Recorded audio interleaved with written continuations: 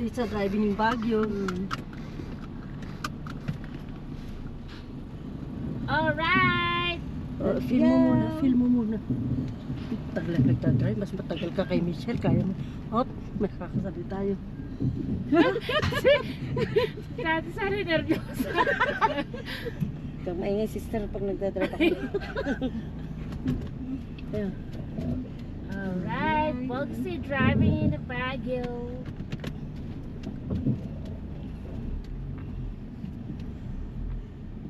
Up and down the hill. Nervous kayo, no? Kapit sa tayo. Oo, huwag mong bibilisan. Di pa nga nakakabit. Biglang bilis na. Biglang yapak sa silid niya ito, bumilis. Oh, tingnan mo. Tama, nervous. Dito lang tayo sa bungan. Ang bilis niya. Oh.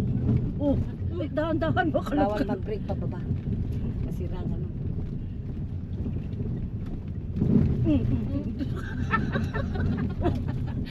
Kalog-kalog yung utak natin mo.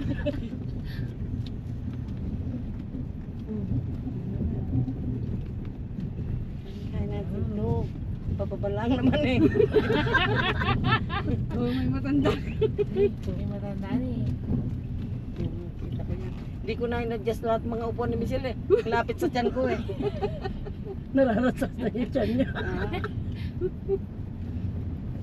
Saan ang busina dito?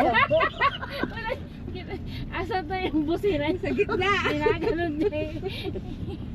Tapos na. Gitna.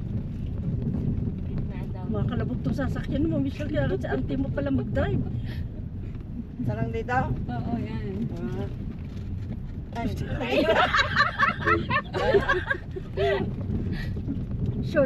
Short fingers pa siya.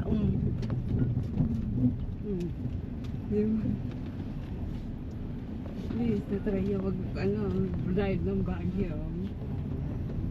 Pero pag sa city na, hindi ako muna. Yan lang pag Ayan.